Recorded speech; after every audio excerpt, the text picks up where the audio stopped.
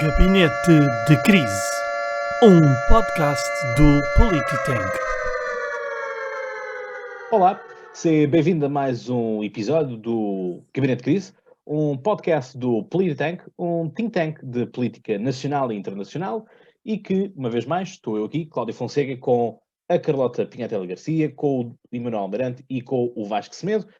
Bem, da outra vez não esteve aqui a Carlota, desta vez não está aqui a Ana. Parece que elas andam aqui a revezar-se, por assim dizer. Vamos começar a ter problemas com as cotas e, portanto, vão começar a chover aí as feminazes a dizer que isto é o patriarcado e, portanto, enfim, olha, isto é o que elas já estão a fazer, certamente. Mas pronto, não estão cá, portanto não podem carregar no botão. Este é o nosso querido botão de pânico, portanto, que nós tocamos sempre que estamos em discórdia e que temos que perceber qual é que é a razão da discórdia. Ora, a tábua das matérias deste episódio vão ser justamente as eleições regionais francesas, obviamente que sendo eu francófono e, portanto, o supremo embaixador da cultura francófona em Portugal não podia deixar de introduzir à força. Todos eles, os três, disseram que não queriam o tema, mas eu disse, não, isto tem que ser.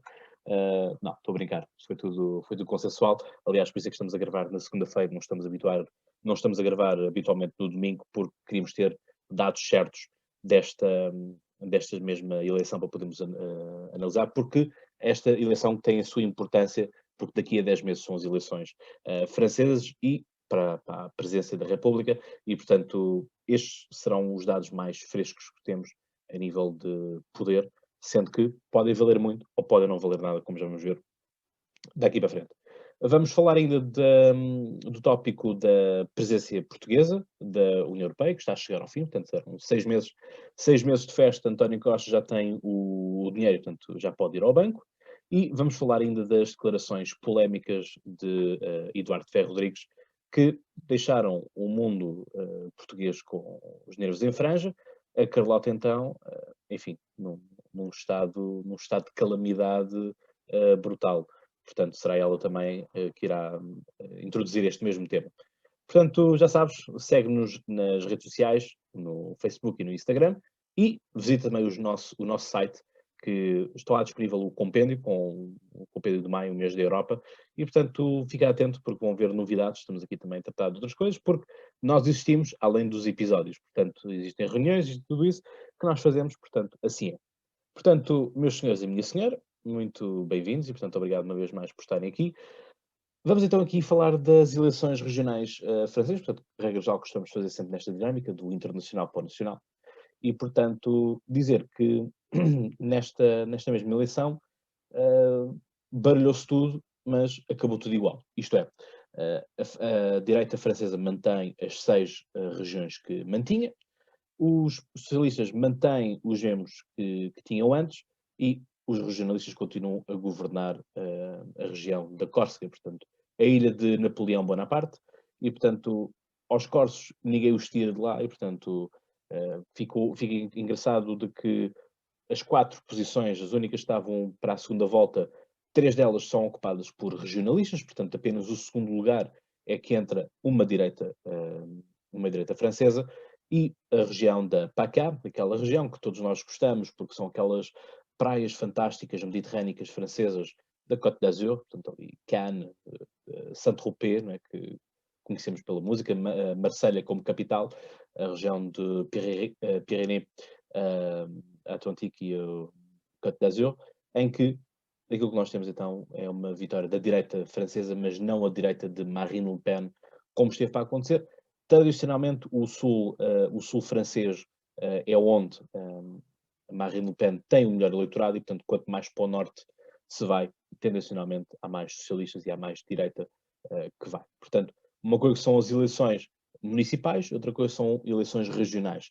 Aqui, as regionais, para vocês terem aqui fazer um pequeno enquadramento, as regionais, portanto, existe um parlamento regional e, portanto, cada partido tem um número de assentos que são conquistados aqui, portanto, há locais que têm mais assentos do que outros, porque têm mais localidades, têm mais municípios, e, portanto, estas regiões são as regiões que deliberam sobre quais são as apostas na rede de transportes, na rede ferroviária, na rede de estrada dita normal, o que é que se há de fazer em questão à cultura, o que é que se há de fazer em relação ao desporto. Portanto, isto é um projeto que acontece desde 1969, portanto, nós, Portugal, ainda estamos a discutir a questão da regionalização e da descentralização do Estado. A França já tem regionalização desde 1969 e, portanto, existem estes poderes separados daquilo que é o poder central, daquilo que são os poderes regionais, e depois existem os conselhos dos departamentos, que os departamentos consideramos aquilo que são municípios, mas à escala portuguesa são distritos, e depois ainda temos as autarquias mais locais, as câmaras municipais, as mairies, como são chamadas. Portanto, este é o enquadramento que eu tenho para vos apresentar.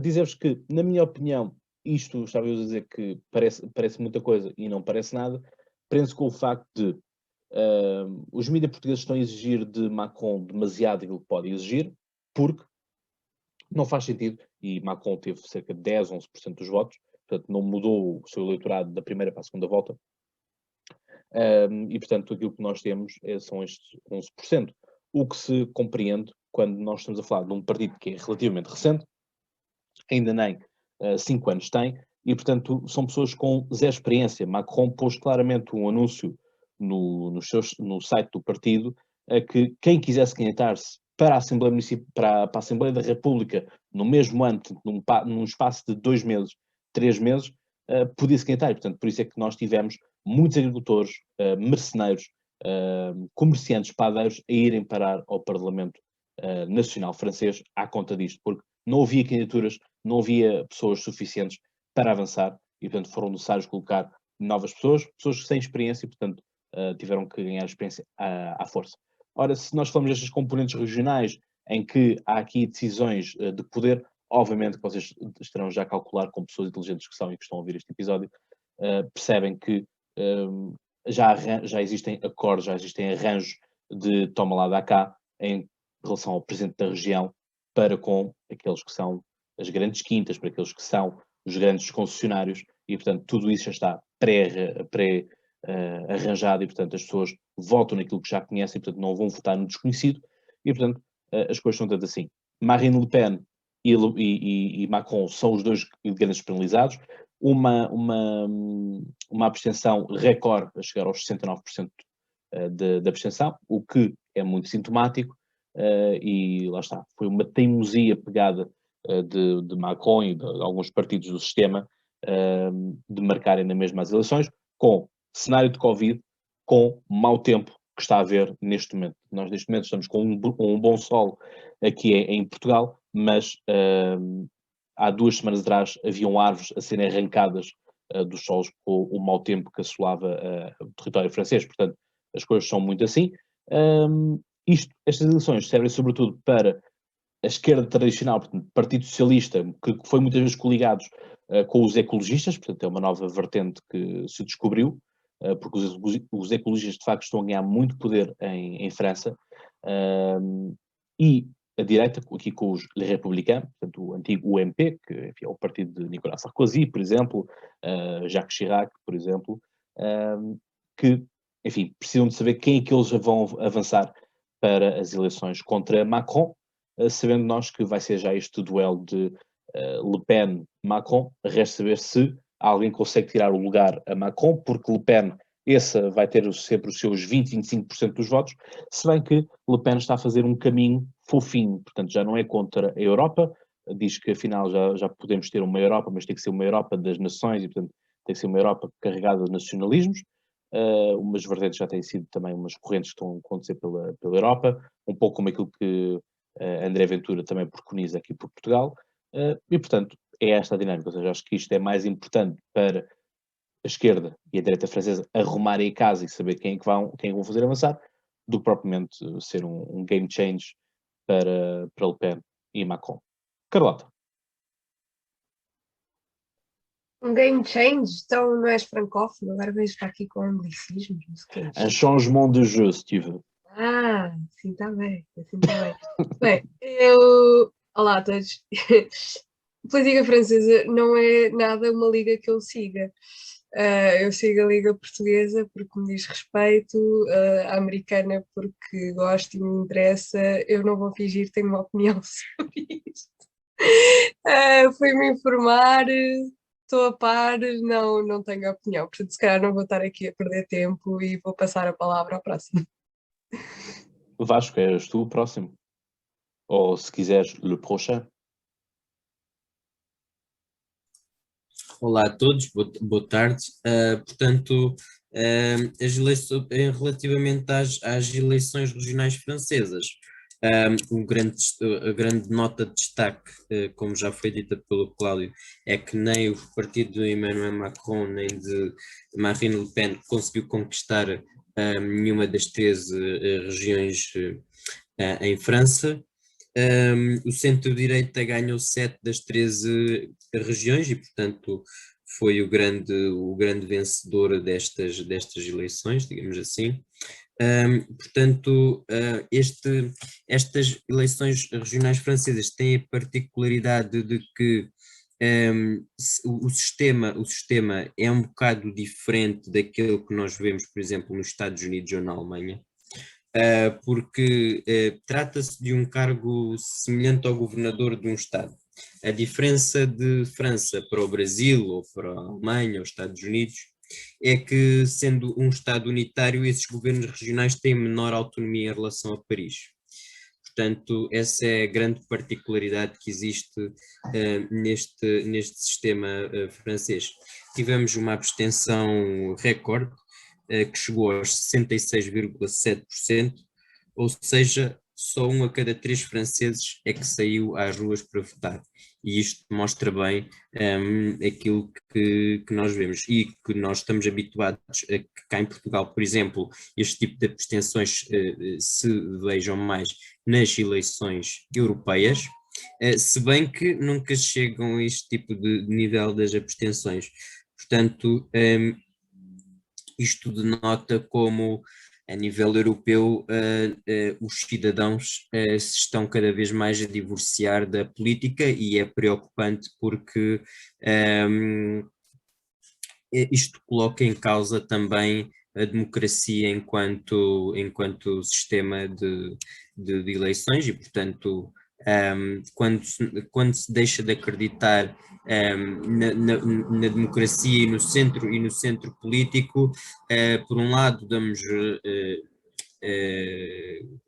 oportunidade para que as extremas cresçam, que nem foi este caso daquilo que aconteceu em França, mas que quanto mais não seja, os discursos populistas venham e ganhem cada vez mais força. Portanto, a questão das abstenções, quanto mais não seja, porque politicamente vão ser aproveitadas por aqueles que são populistas e que colocam a democracia em causa. Portanto, relativamente às eleições francesas, é basicamente isto que eu tenho a dizer.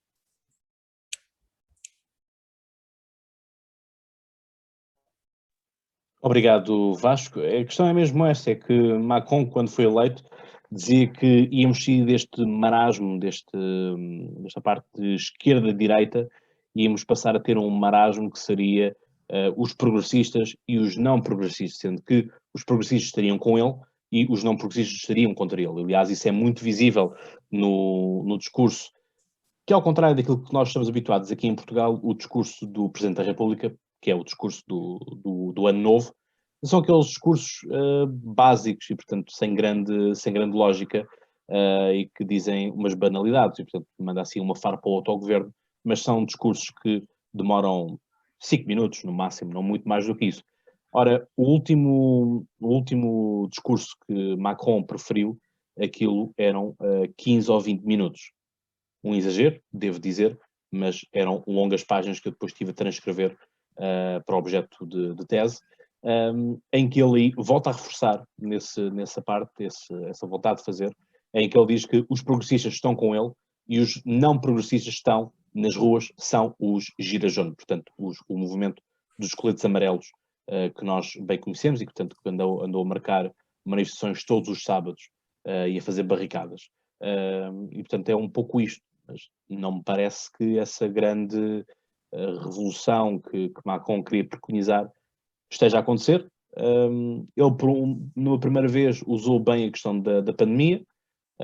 Acho que é um comboio que já não dá para apanhar, mas vamos ver, porque ele já teceu duras críticas em relação a esta abstenção e diz que esta abstenção serve para os políticos perceberem que realmente têm que melhorar. Emanuel. Bom, boa tarde a todos. Depois destas intervenções eloquentes, o que é que eu tenho para dizer sobre francofonia? Não é? Fica um pouco difícil, mas ainda bem que os meus colegas me dificultam o trabalho, só quero dizer bem da qualidade deles, um bocadinho mal da minha, mas pronto, isto é assim, é como a Carlota diz, há assuntos que nós temos muito para dizer, outros nem por isso. Eu queria só ressaltar aqui 2 pontos, são 2 pormenores, o resto, se vocês quiserem, voltam ao episódio para trás e ouvem outra vez as intervenções do Cláudio e do Vasco e ficam esclarecidos tal como eu fiquei, mais do que até a ler artigos da imprensa portuguesa, devo dizer.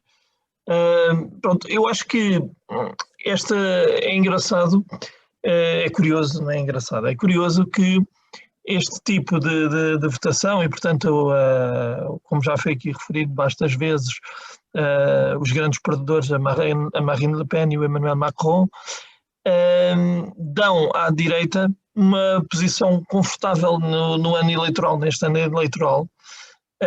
Faltam 10 meses, não é, para as eleições presidenciais, e esta posição não se verificava durante o mandato de 5 anos do Emmanuel Macron. E eu tenho aqui uma pesquisa do Instituto, e agora peço desculpa se eu vou dizer o nome mal, mas digo na mesma, do Instituto Ipsos Sopra Steria, que mostra que 62% dos franceses, 62% exatamente dos franceses, querem que estes 10 meses sirvam para fazer reformas daquelas mais importantes. Mas 56%, aqui está, excluindo da lista a reforma da Previdência. Pronto.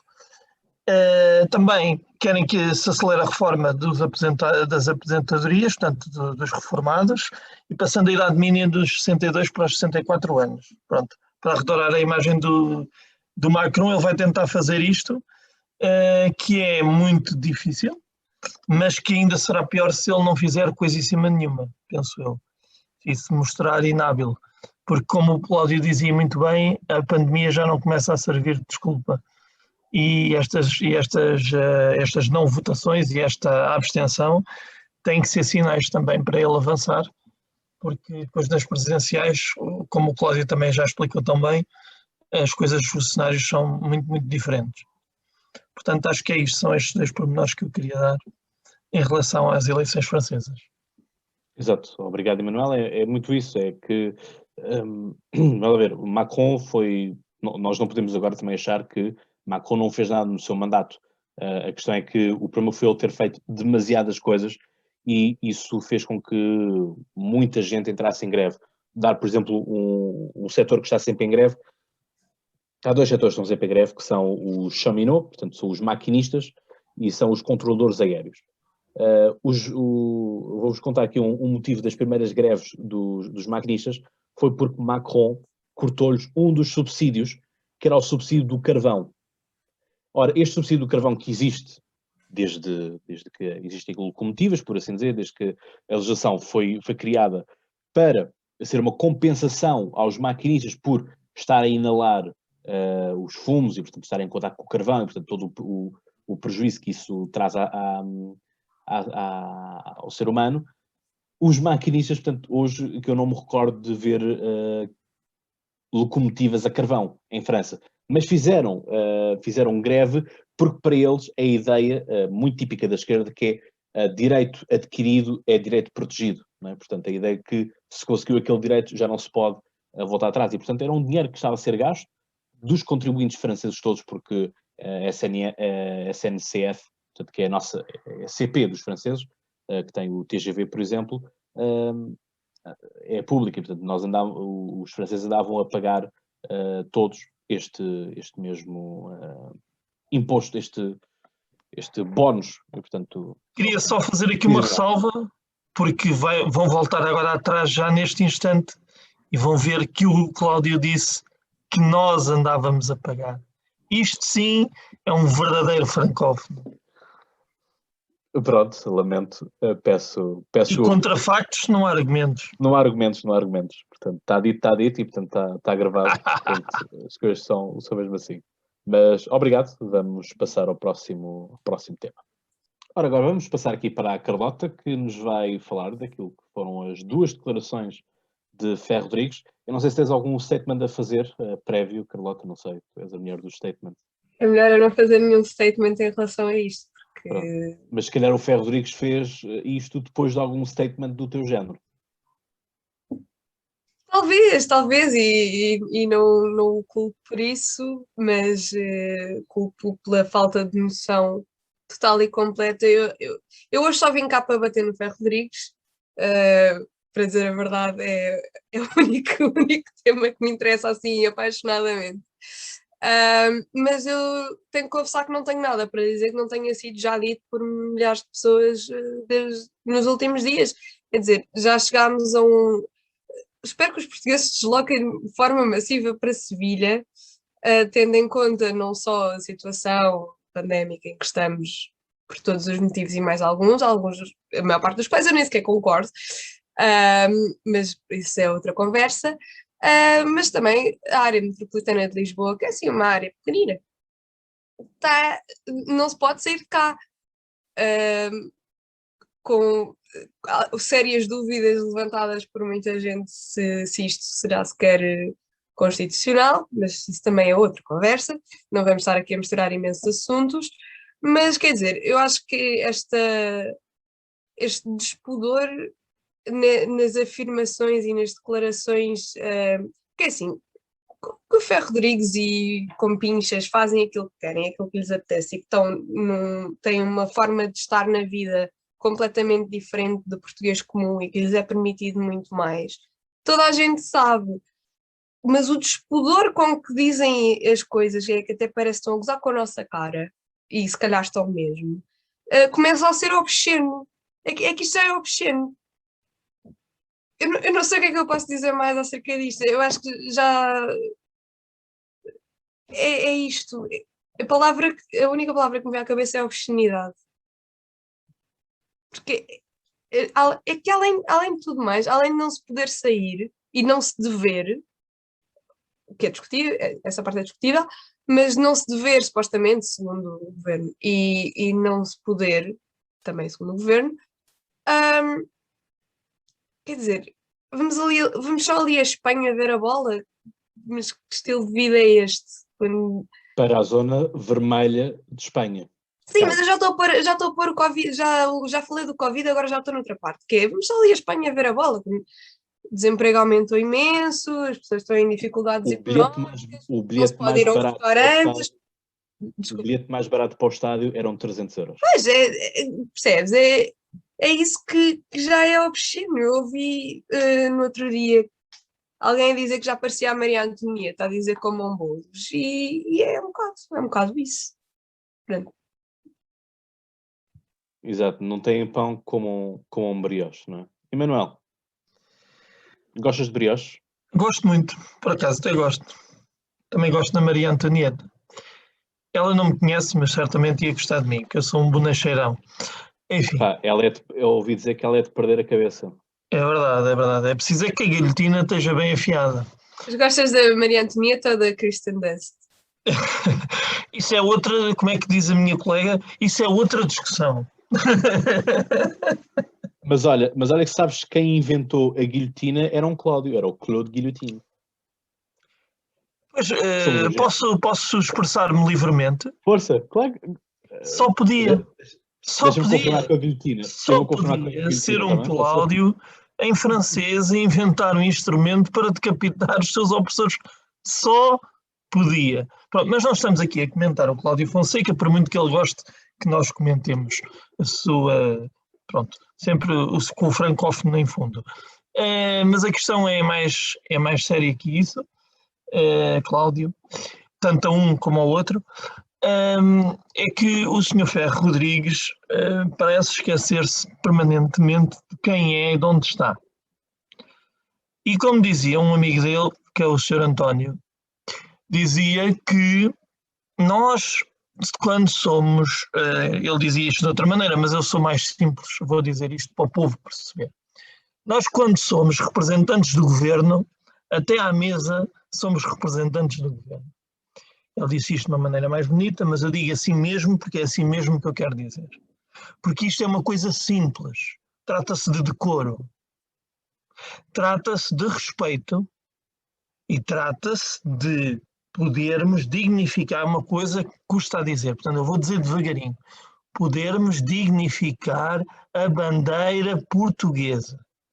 Que é isso que os nossos jogadores fizeram, apesar de terem, spoiler alert, terem perdido 1-0 com a Bélgica, apesar de todo o apoio português que só viu no estádio, e para além das obscenidades registadas, e já anteriormente registadas com este mesmo senhor que disse que não podíamos ir mascarados para o 25 de Abril e outras coisas que desmerecem a legislação que o Governo e que a Assembleia à qual ele preside aprovou, não é? E, portanto, mas tudo o que este senhor diz, e eu acho que a peça, olha, vou usar uma coisa que tu vais gostar, oh, Cláudio, a pièce de résistance desta história toda é que a declaração no Parlamento, porque eu acho mais significativa, porque já tinha acabado, já acabou a intervenção e não, espera aí, vou ligar o microfone só para dizer a todos em Sevilha, todos os que pudermos, estamos lá, camaradas, e pronto. Portanto, a reforçar a ideia de que eu digo o que quero, quando quero e onde quero. E o senhor Presidente da Assembleia da República não é dono da Assembleia da República.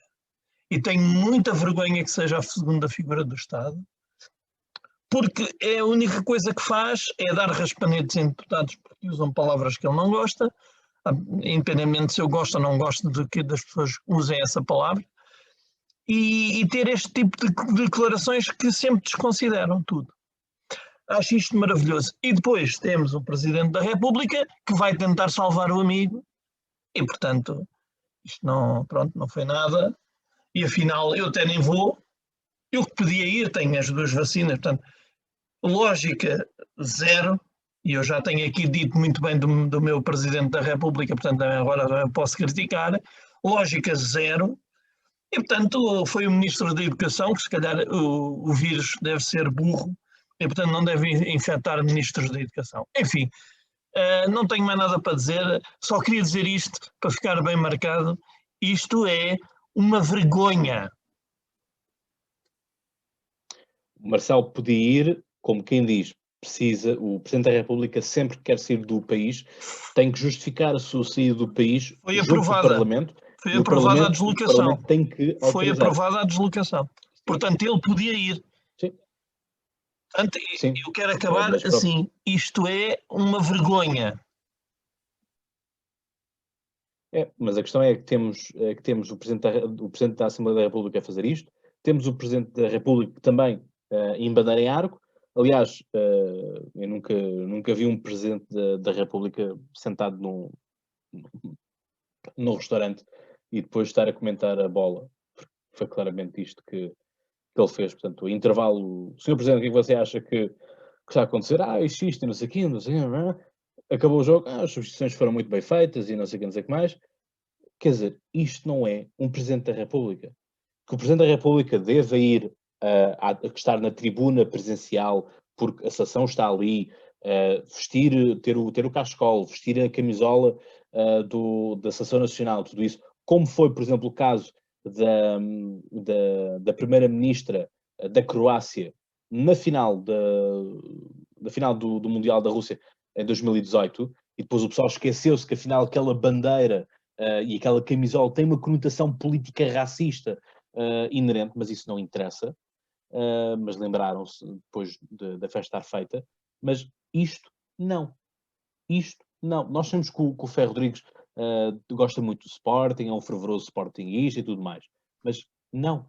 É Presidente da Assembleia da República. Portanto, o Presidente da Assembleia da República deve ser o garante, tem que ser aquele que está acima, deve ser a salvaguarda da moral naquela Assembleia. Carlota. Eu Pensei que ias falar. Não, pronto, peço desculpa. Vasco. Em relação a esta questão do Ferro Rodrigues, como já aqui foi dito, desprestigia. O Emanuel disse a bandeira nacional e eu vou mais longe. Quer dizer, talvez nem vá tão longe, mas vou mais para trás, no sentido em que desprestigia o cargo de presidente da Assembleia da República e depois sim, indo mais longe, prestigia o cargo, a bandeira nacional, os símbolos nacionais, porque dá a ideia de que Ferro Rodrigues esquece da importância da função que tem. Portanto, representar a Assembleia representa todos aqueles cidadãos que votaram nos partidos políticos que lá estão sentados, não é? E, portanto, há esta ideia de que muitas das vezes os cidadãos não acreditam na política porque os políticos, tendo a função de nos representar a todos nós, parece que em certos e determinados contextos só se estão a representar a eles mesmos, não é? E, portanto, esquecem-se dessa função nobre e de respeito que se todos nós lhes devemos a eles porque nos representam, eles também têm que retribuir ao povo que os elegeu e que, neste caso, foi a Assembleia da República que elegeu Ferro Rodrigues, mas fomos nós que elegemos os deputados e, portanto, indiretamente fomos nós que elegemos Ferro Rodrigues. Podemos dizer isto assim, embora não tivesse sido de forma direta. Depois, relativamente ao tipo de frases e à forma como nós nos dirigimos, o António Costa, como o Emanuel disse bem, disse que nem à mesa de café nós podemos ter este tipo de discussões, e o que é certo é que, por menos, o ministro João Soares foi demitido por António Costa, não é? Portanto, dá aqui uma ideia de que há uns que para António Costa valem mais do que outros e há uns que estão com eles, impertrivelmente com eles. E, O Cabrita, então, deve ser diamante. Sim, nós não sabemos o que é mais necessário acontecer para que Cabrita seja demitido. Talvez, não sei, não faço ideia, sinceramente. Posso responder, Vasco? Podes, deixa-me só... pergunta. É só uma palavra, só uma palavra. O que é preciso acontecer? Eu vou responder. Nada. Pois, é impune, não é? A ideia de ser uma pessoa impune. Relativamente às questões do Covid, de Sevilha, do Ferro Rodrigues,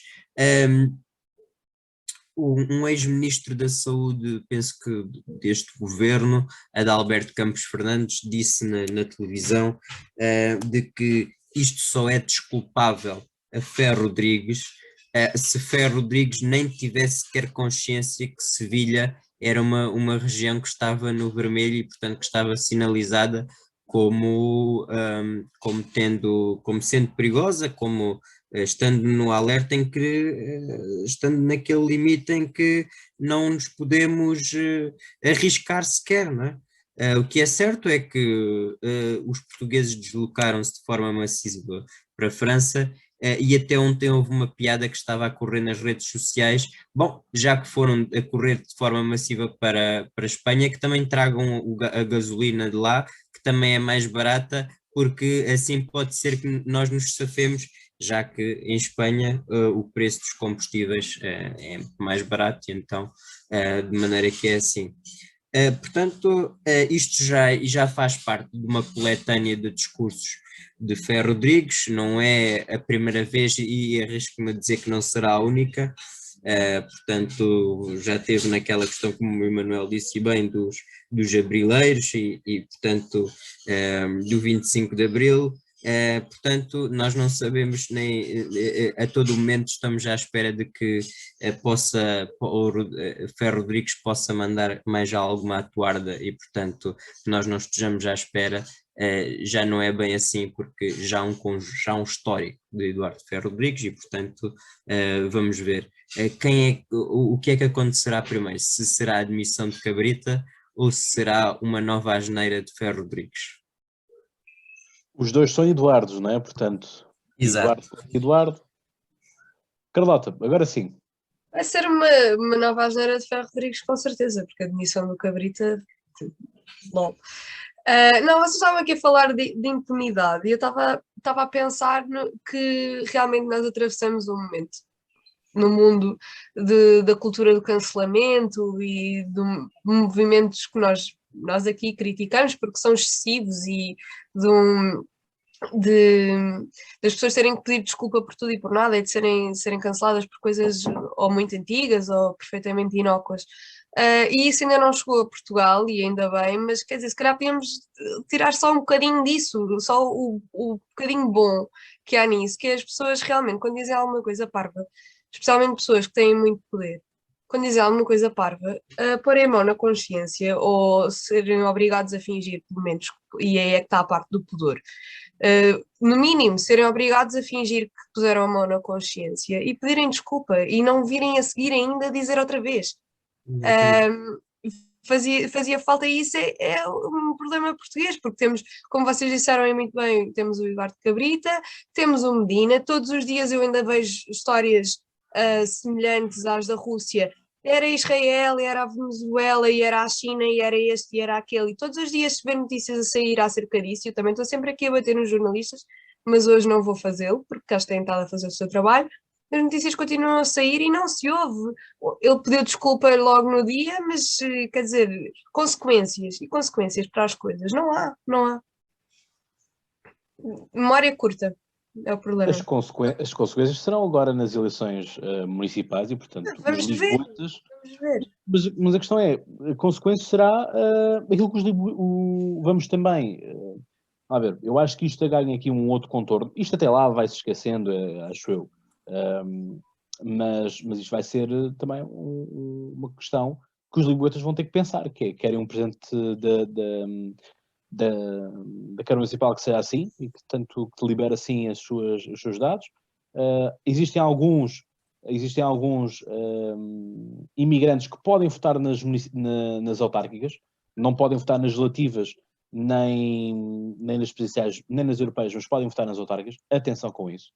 E portanto é preciso termos linha Mas de conta. eu nem estava a tentar trazer esse tema para aqui, eu estou só a dar exemplos de coisas que Sim. não têm consequências, e porque as Mas, pessoas... mas lá está, eles demitir isso não se vão demitir, porque ninguém se demite de cargos políticos, exceto no Reino Unido, que o Ministro da Saúde demitiu-se, não é? Mas ele também já tinha outros escândalos também acumulados, portanto eu acho que isto foi apenas a gota que fez transbordar o copo d'água.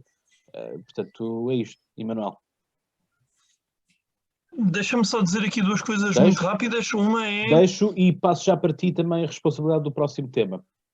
Muito bem, vamos embora. Então, duas coisas muito rápidas. Em relação àquilo que tu estavas a falar de ninguém se demitir. Eu devo lembrar que o único político que eu me lembro de se ter demitido foi Jorge Coelho após a tragédia de Entre os Rios, e que toda a gente, quando o senhor infelizmente morreu aqui há pouco tempo, lhe fez o elogio, e o elogio principal era este: ter reconhecido as suas responsabilidades políticas, apesar de não ter sido ele a dinamitar a ponte entre os rios. Exatamente, nem sequer foi dele a culpa. Nem mais. Não, mas foi a culpa política, exatamente. E a questão é essa, que toda a gente o elogia, mas ninguém faz igual. Portanto, faz o que eu te digo, não faças o que eu faço, é a cultura portuguesa. E a outra coisa que eu queria deixar aqui exposta também é que, para além desse ponto, há o ponto que queria responder, não é bem responder, mas dar ali outro ponto à Carlota, que é, aqui em Portugal é ao contrário. As pessoas dizem que nós exigimos a demissão das pessoas por tudo e por nada. Portanto, é um cancelamento ao contrário. Enfim, passando para o fim da presidência portuguesa, não tenho muita coisa a dizer, uma vez que a única vez que fomos chamados a usar o nosso poder de assinar uma carta, não assinámos, porque temos que ser imparciais quanto aos direitos humanos, e é isto mesmo. Portanto, fomos imparciais e demonstramos a nossa grande autoridade moral, que é de rir e chorar por mais. Ainda bem que está a acabar. Eu fui ver os pontos principais, portanto, as prioridades para a presidência portuguesa. Eu até tinha aqui escrito para vos dizer quais eram. mas entretanto, nas nossas conversas, antes e depois dos episódios, a Carlota mostrou-me um site que é muito mais importante, que é o lerler.com. Eu quero que vocês visitem, porque é exatamente igual. mostrar? Desculpa? Posso mostrar? Por favor. Continuas a falar e eu ponho. Sim, por favor, Eu ponho ilustra como- a minha declaração. Sim, sim. Portanto, este site que vamos ver é exatamente igual a lermos os objetivos para a presidência portuguesa com com a faculdade de podermos ser infinito e, portanto, podermos estar aqui o tempo que quisermos a ler exatamente estas declarações, como, por exemplo, caros amigos, a constante divulgação. No mundo atual, o aumento do diálogo entre os diferentes setores produtivos possibilita a melhor visão global dos métodos utilizados na avaliação de resultados. Isto, portanto, podia ser um dos pontos e será. E, portanto, vocês podem ver que, ao gerar a frase, isto vai gerando pensamentos e vocês podem construir o vosso discurso político aqui. Certamente vai ficar muito coerente, exatamente como a nossa presidência. E eu queria dizer que, infelizmente, não tenho nada a apontar nem de bom nem de mau, e que eu acho que é um dos piores serviços que podemos fazer, uma vez que temos a oportunidade de fazer algumas reformas, e devo dizer que o saldo final é ótimo, porque fomos buscar o cheque ao banco, portanto isso é que é importante, demonstrando mais uma vez sermos uns pobres indigentes de mão estendida para a União Europeia e aceitados devidamente pela sua dona Merkel. Portanto, eu espero que se divirtam com esta recomendação da Carlota, não é minha, eu devo dar o crédito a quem ele merece. Fizeste mais tu, Carlota, do que o António Costa. Também não é difícil, desculpa lá a comparação. Mas é porque o meu empenho em analisar a consolidação de estruturas exige a precisão e a definição dos níveis de motivação departamental. É só por isso. Mas eu não tenho dúvidas que o teu empenho gera este tipo de níveis de motivação departamental. Pelo menos em mim gera. É vocês. Carlota, força. Não sei se queres dizer mais uma coisa. É assim, a presidência portuguesa deu-me que pensar só no sentido em que passou e ninguém deu por ela, mas também passam todas e ninguém dá por elas.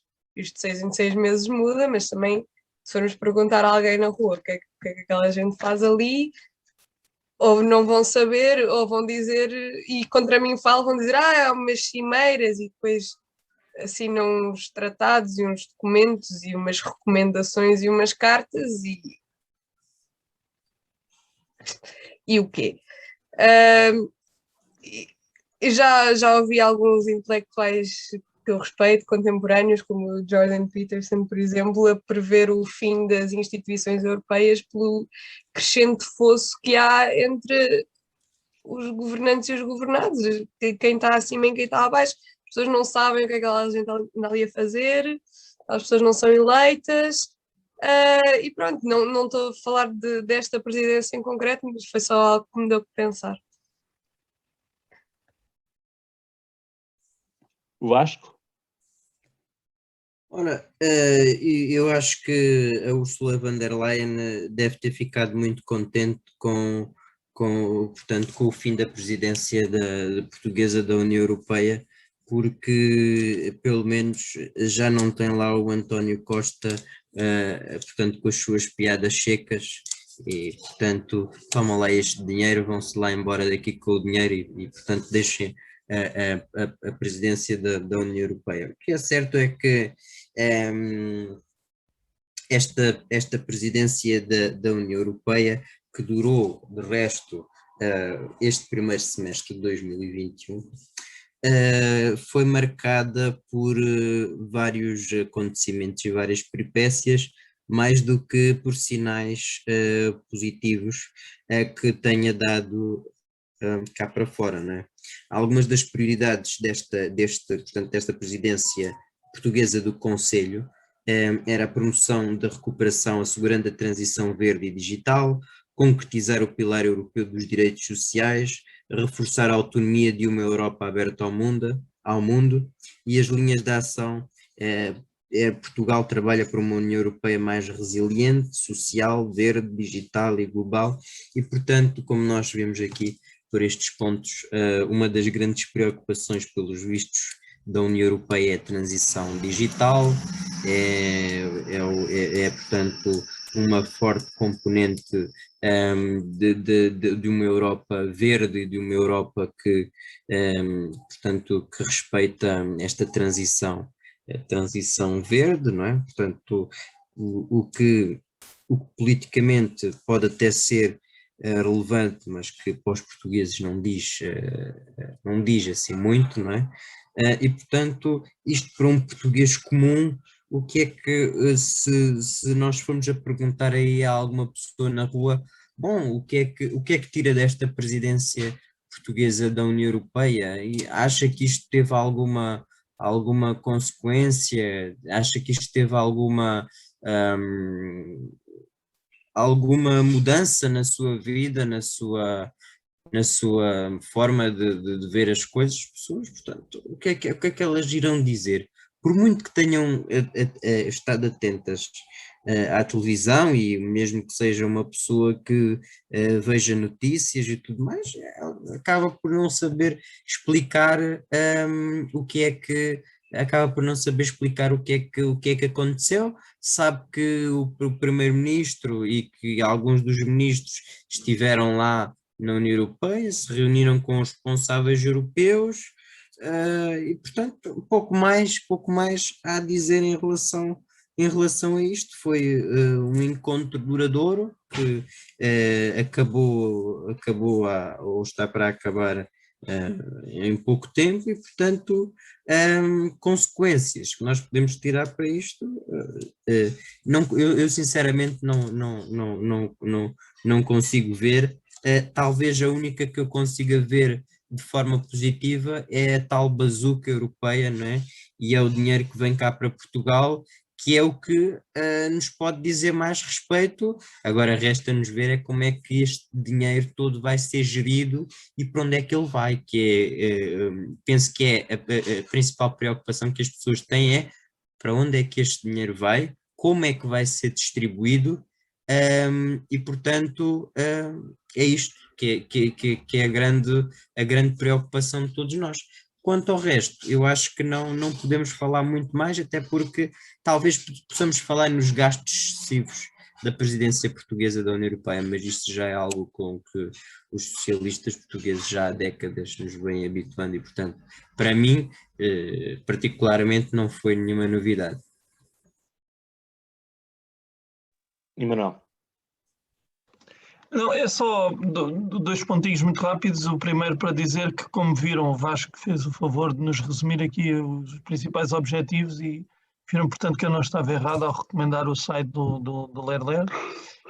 E o outro é que, respondendo ali um bocadinho à Carlota, é que normalmente as presidências são tão inócuas, e como esta foi, não é? E o que isso quer dizer é que nós tínhamos que fazer tão pouco para ser relevantes, e mesmo assim não fizemos. Exato. Bom, eu aqui vou pegar aqui naquilo que o Vasco disse, mas é um pouco isto que é bizarro, no mínimo, por assim dizer, não é?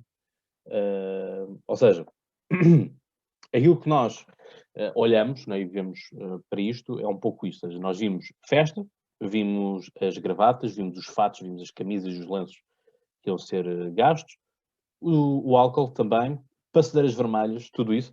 Foi criada uma sala para jornalistas estarem em permanência no Centro Cultural de Belém. Não sei muito bem para quê.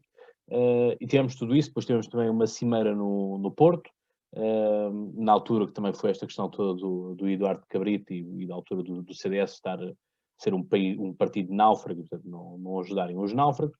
A questão aqui que se coloca é também esta última questão da neutralidade no que toca a esta carta das partes. Ora, eu quero recordar que nós também tivemos Pedro Passos Coelho, na altura, que teve uma frase também interessante, que houve um projeto qualquer na Europa que foi aprovado, e ele disse: por acaso a ideia até foi minha. Ou seja, existe sempre a ideia dos políticos, de forma geral, não apenas os portugueses, mas de uma forma geral, de quererem sempre um pedacinho, é um pouco como aqueles turistas que vão a Jerusalém, ou vão ao Vaticano, vão a um sítio qualquer, ou vão a Berlim, e estão ali a partir um bocadinho do chão, para trazer um bocadinho do chão, para ter exposto na estante, e portanto, para trazer os amigos, olha, pá, aqui está 1 cm² do Vaticano. Portanto, grande coisa, não é? É um pouco isso. Eu, por acaso, quando fui a Berlim, comprei um postal por 2€, tinha um postal e depois no centro tinha um suposto pedaço do muro de Berlim. Se é ou se não é, não sei. Portanto, não posso garantir que assim o seja. Mas a intenção foi essa. Ora, aquilo que nós temos é realmente António Costa a querer vangloriar-se com a questão da bazuca europeia, e portanto, aqui obviamente que ele também está a negociar em causa própria, portanto também precisa de injetar uns fundos aqui no país, porque senão isto vai de volta à bancarrota. Portanto, isso sim é um bom legado que Portugal deixa para todos os países, e portanto nós temos depois aquele grupo que eram os frugais, não é? Portanto, com a Holanda à cabeça, e portanto a mesma Holanda de Marco Rutte, que disse que quer vergar, quer pôr a Hungria de joelhos, não é? Portanto, a fazer quase lembrar uma frase que Stalin diria, ou que Brezhnev diria, né? Portanto, queria subjugar a Hungria, assim o fizeram em 1956, voltaram a subjugar a Hungria, e o tópico que nós também temos de ter aqui em linha de conta é que quando Portugal tem esta genialidade de pedir esta bazuca europeia, também tem a genialidade, e aqui estou a usar a ironia, obviamente, de dizer que tem um dever de neutralidade porque está na presença da União Europeia. Ora, para umas coisas a presença da União Europeia serve como esfera de influência, para outras já não. E estamos aqui a falar de uma coisa tão simples quanto quando estarmos a assinar um pedaço de papel que condena aquilo que são as questões de discriminação contra a LGBT. Ora, isto é um governo de esquerda, portanto, era uma coisa que se esperava. Se isto fosse, se calhar, um governo do André Ventura, se calhar dávamos de barato que ele não assinasse isso, e era uma coisa, vamos dizer, quase que garantida que assim o fosse. Isto é um governo de esquerda, portanto, seria mais que banal que assim fizesse. Aliás, basta nós olharmos para as publicações todas da JS nas últimas semanas, com a questão toda do orgulho gay, do Pride, e da questão de eu não tenho problemas, mas eu desafio a JS a fazer algo que é, eu não tenho problemas, mas o meu governo recusou-se a assinar uma questão que nós debatemos. Portanto, fica aqui este desafio. O Miguel Costa Matos, que tanto gosta de carregar certamente nesse botão do lero-lero quando vai à televisão, e que não diz coisa com coisa, e portanto diz ali meia dúzia de banalidades, e o pessoal do JS fica em excess. Enfim, vale o que vale. Vasco, rapidamente, para terminarmos também. Sim, não me vou demorar muito tempo, até porque já vamos no adiantado nesta nossa reunião. Relativamente à questão húngara, só queria dizer uma coisa muito rápida, que independentemente de tudo isto, não desculpa a atitude do governo húngaro, mas queria só dizer que isto também foi mal percebido pela comunicação social de forma geral. Não me estou a referir às palavras de Viktor Orbán, estou-me a referir ao contexto, que é assim, houve muita gente que pensou que, por aquilo que ouviram, que a homossexualidade tinha sido proibida na Hungria. Aquilo que foi proibido foi, portanto, fazer apologia à homossexualidade, digamos assim, particularmente atingindo, portanto, os mais jovens. E, portanto, isto não desculpa aquilo que o governo húngaro fez, mas também não alinhamos, e pelo menos eu não alinho naquele que é o discurso, aquele discurso do Bloco e dos partidos, principalmente do Bloco, não é, relativamente a estas questões dos LGBTs. Agora, acho que deve haver informação, as crianças devem saber, devem ter conhecimento relativamente a estes assuntos. Eu tenho muita facilidade a falar deste tipo de temáticas porque sempre andei em escolas públicas e, portanto, sempre tive contacto com pessoas, com as mais variadas orientações sexuais, os mais variados credos, religiões, etc. Portanto, não me vou alongar muito mais, até porque estamos quase no final. Corro o risco de ser aqui Cortado pelo... cortado, exatamente. Exatamente. Portanto, é isto. Foi um gosto imenso estar aqui convosco e, portanto, vemos no próximo episódio. Este já é o episódio número 12. O número 24 está agora a chegar, meio da meta. Portanto, aí vai ser 24 horas non-stop aqui deste lado. E, portanto, agradecer aqui uma vez mais à Carlota, ao Emanuel, ao Vasco. Esperar então que a Ana se junte a nós no próximo episódio. E, portanto, já sabem, como nós dizemos, pensem muito e boas crises, porque o botão está aqui sossegadinho. Ninguém toca nele. Um abraço.